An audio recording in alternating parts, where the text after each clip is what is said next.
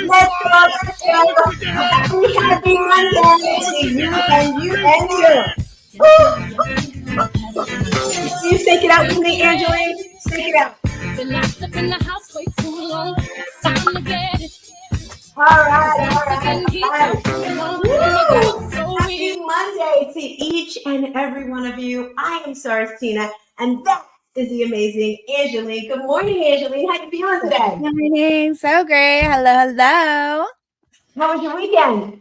It was so good. It went by too fast, like it always does, but you know. See, all my days kind of blend together. They just kind of feel the same. I feel so good. If you're watching this, I want to say hello. I am Stars Tina. To my Facebook peeps, to my YouTube peeps. Angeline, where are you streaming right now? We are all over the Facebook, on all of our groups. We're on YouTube. We're on LinkedIn. You know how we do. Yes. We omnipresent. Yeah. You guys are going to get sick of us today. We got three big events, three big topics, three big people coming through today because we had this Elevate Your Business Summit. It's coming close, guys. It's coming in hot. You heard Beyonce in the beginning, right? We're going to be chromed out. I don't know about you, Angeline, but today I'm going to go start shopping for earrings. I need like these big star earrings. I love it. What's the one thing you want to get when you do your shopping? I'm looking for me some really hot boots because I got my dress and I need me some high boots. I have some black are they going ones, over the knee or under the knee? I'm looking to see which one will be better, but that's you have really nice legs, but high boots are always nice with the heel, but anyway, we're getting off topic, guys. We're here to elevate your business. Angela, you want to give a rundown of who's going to be at this event? This is a 3-day event, everyone. You want to get your tickets today. It's a 3-day event. The third day is actually in person. It's in Orlando, Florida. The purpose of this is to give you the tools, the skills, and the strategies to uplift your business. When you're ready for the rundown, Angeline, hit it, girlfriend. Right. Day one, we have us kicking off with the amazing Glenn Lundy himself, Ramon Ray, Araya McGarry, Dre Baldwin, Rudy LaRousse, and Dr. Fred. Day two, we have an incredible lineup of Marvin Reed, Marcus Blacks, Tam Hyman, Megan DiMartino, Malika Starr, and of course, the incredible Barbara Majeski. And then my favorite, Day three, live in Orlando, y'all. We have an incredible lineup where our MC is Dr. Jeannie Snyder, Marilyn Wilkins coming through, Dora Maria, guess what? Who's coming through today? Debbie Dowling-Waba, Miss Mama Hattie, Dr. Dale Langhall, Fatima Hassan, and of course, Kim Walsh Phillips and Justin Garini. I can't wait. I'm so stoked. It's going to be so great. Yes, I love it. So, Angeline, just to let the peeps know, the reason why I'm doing this is because I've had a phenomenal year. Each year just keeps getting better and better. And I'm not one to keep secrets. Like, I love to give. And every single person that's a speaker at this event has poured into me, has helped me, has supported me. And I want to do the same for you. So I want you guys to sign up right now. Go to that link, eybsummit.com. Tickets are $97. That's it. But I decided to make it a BOGO. Buy one, get one free for a friend. So you can split that cost in half. And I'm doing this because I don't want you to have any excuse why you can't show up for yourself. There's no excuse why you can't reach the dreams and the goals that you really, really want. Angeline, why did you decide to jump in to do this and get going? We can't hear you. You're muted. Oh, there she goes. You asked, so that was simple, just simply asking those people that you surround yourself with and locking arms with. It's so easy to be like, yes, to give that yes, because like you said, you pour into people pour into you, and you have poured into me this whole year to help me really get to that next level too. So doing this event, I was just really excited to partner with you and co-host the 3 days. We went from 1 day virtual to 3 days, and now we're doing it live. So it's super exciting. Yes. Peeps, I'm so excited for our next guest. I met this woman 2.5, maybe 3 years ago. I'm not exactly sure. And from the first moment, I felt her energy. She's such a light, such a beauty, and she just helps so much. She recently wrote a book, and I wanted her to speak because I want to be like her. If I'm being totally honest, people, I want to be like every one of the people that are coming. I want a little bit of this, a little bit of that, and just put it all together and make a Tina. So let's pull her up, Angeline. Make some noise. Dora Maria. Good morning, Mamacita. How you feeling? Oh, I'm good. I had to take my shoes off. I'm like, why did I put shoes on?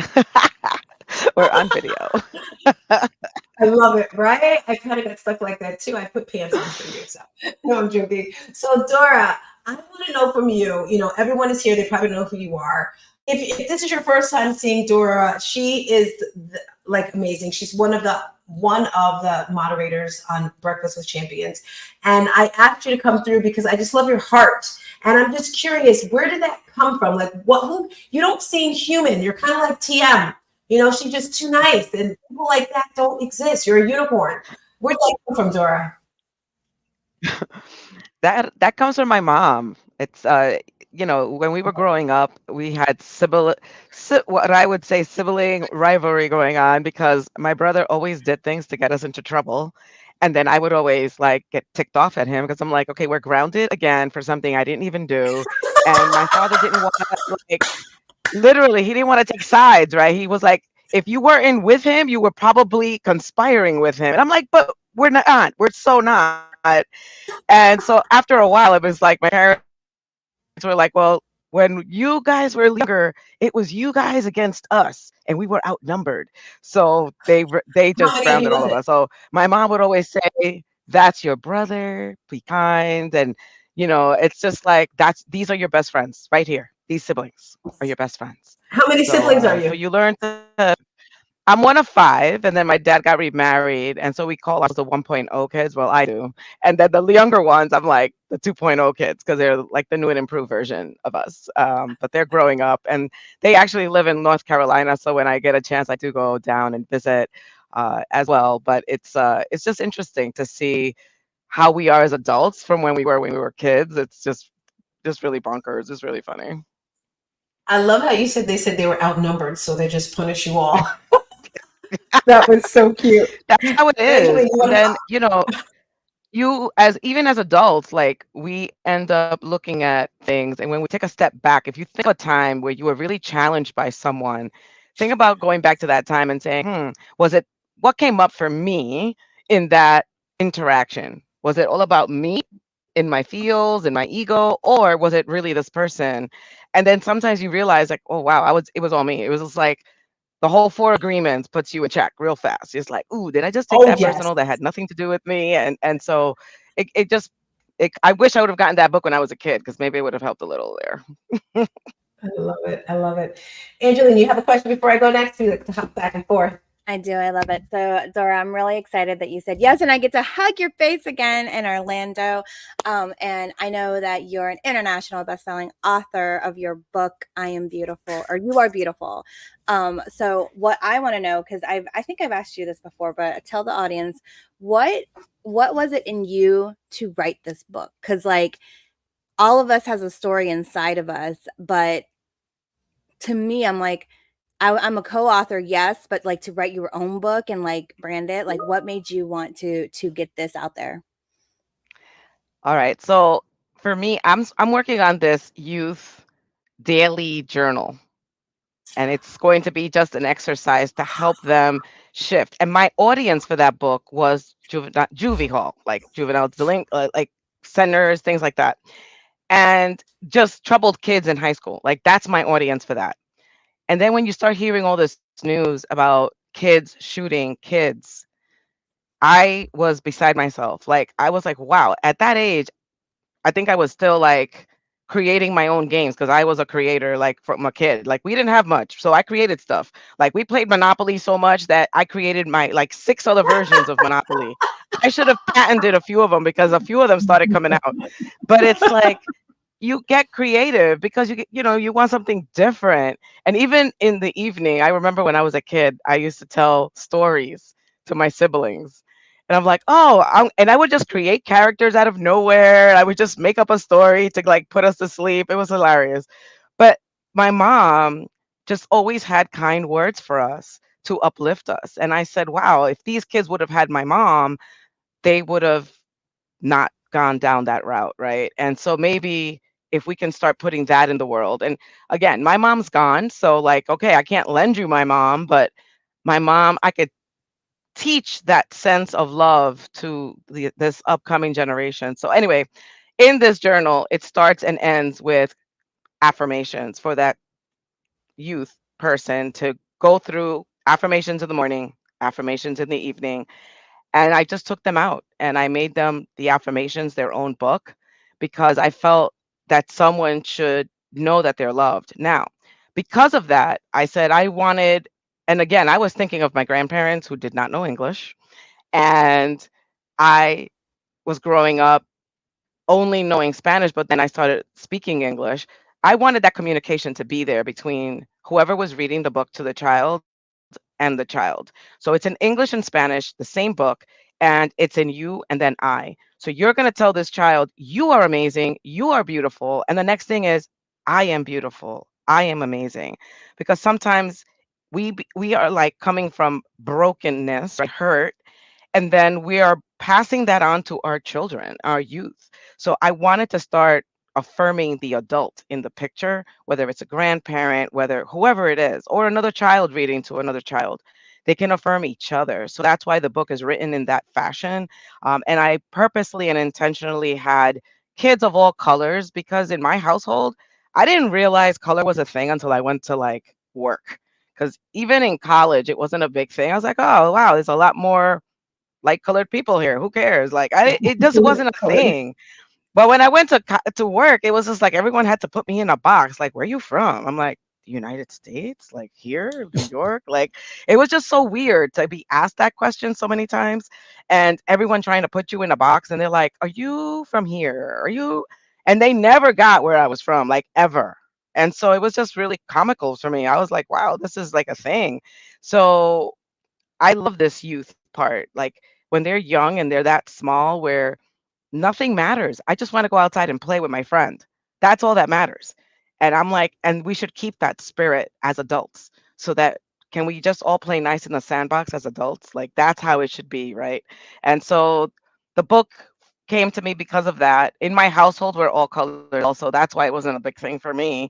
And so now it's like, hey, can these kids learn to be kind to themselves, learn to be kind to one another? So like when the bully comes, they can say, "Hey, you must be having a rough week. You just want to chat," instead of meet you after school so we can duke it out. Like, no, like let's not get in our egos this young, right? Let's try to rise above that and extend that olive branch and that piece of like, hey, can I be this kind human that you need me to be at this moment? And hopefully this next generation has kinder human beings in it. I Wow. love Now, that. now, did someone inspire you to write this book? Like, what made you say, I'm going to write this children's book? I'm curious about that. For me, it was more I was already doing this journal and it was for middle school and high school kids. So I'm like, man, we got to reach these kids in the womb. How do I do that? Like that's going to be hard. The womb part is hard, but I can look at the next age group. What's in the next age group after toddlers? And that's like that 4 to 8 years of age. And I was like, one thing they love is to be read to.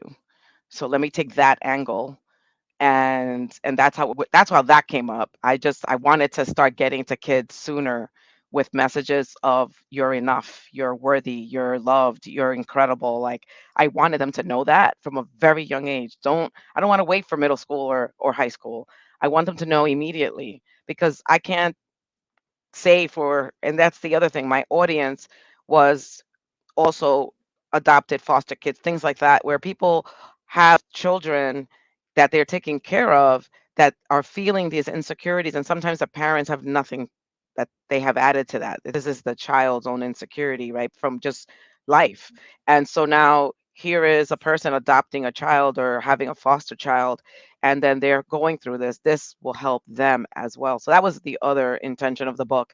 But I wanted to just reach kids earlier and if I can trust me, if I can make this book waterproof, I'd make it in a baby version. You know what I mean? Like let it sing Oh, to them or something that's the next because it's one just because I think it's so important. Yeah, and it's so true. I love that you said from the womb because honestly, as an adult, it takes us a long time to realize that we have to talk to ourselves kindly and look in the mirror and say those I ams. It wasn't until I was grown that I started using I am affirmations and how important they were. So that's what I loved that you're speaking to the younger generation as early as you can. Like I read this to my 6-year-old, as much as possible, as much as he lets me. And he's like, Mom, we already read this book. But it's so great. so great.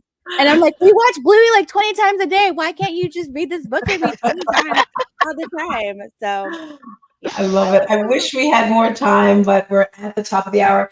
Dora, would you like to leave us with anything? I want to know what can we expect from you next year? I know I said we were out, but what can we expect from you next year? Well, I have a part 2 of my book coming out. So that is happening. It's going to be You Are Awesome. And I'm going to have an activity book as well to accompany these books with like coloring mindfulness just for children to color and then also like color in the affirmation. So they may not know how to write, but if they color it in, they'll be writing it out because it'll be within the lines of the words. And hopefully that also will help to encourage. It's just like getting to people through all the senses, basically.